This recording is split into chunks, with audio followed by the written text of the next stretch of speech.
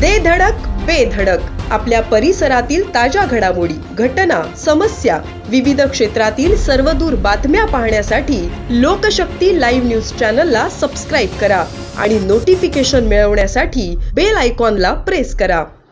दिनांक 5 फेब्रुवारी रोजी संगीता खंडू पाटील राहणार काश्मीरे पो कांदळेपाडा यांच्या बंद घरात चोरी झाली होती।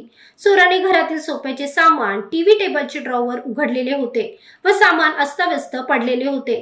चोरट्याने सोन्याची दागिने आणि रोख रक्कम असा एकूण 3,74,000 रुपयाचा माल लंपास केला होता।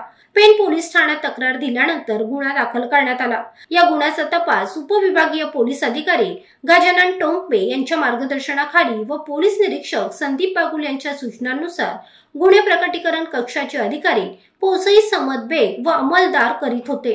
अशाच प्रकारचे 3 गुन्हे काश्मीरे गावात व परिसरात यापूर्वी घडलेले होते। त्यामुळे लोकांच्या मनात भीतीचे वातावरण निर्माण झाले होते। त्यामुळे या 4ही गुन्ह्यांचा समांतर तपास करताना आरोपी हा त्याच भागातील असल्याचे निष्पन्न झाले। लग्न कार्य, मयत अशा वेळी घरातील व्यक्ती घर बंद करून बाहेर जातात याची आरोपीला माहिती मिळत होती। त्याच संधीचा फायदा घेऊन आरोपी चोरी करीत होता। तसेच घटनास्थळावर पोलिसांना सुगावा लागेल असा कोणताही पुरावा ठेवत नव्हता।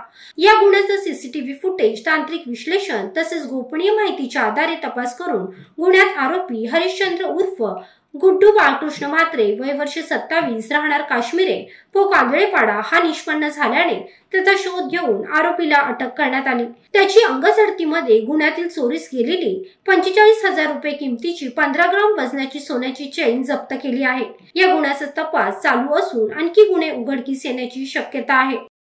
लोकशक्ती लाईव्ह साठी किरण बांधनकर, पेण। अशाच सच्चाई दर्शवणाऱ्या बातम्या पाहण्यासाठी लोकशक्ती लाईव्ह न्यूज चॅनलला लाईक करा, शेअर करा आणि सबस्क्राईब करा।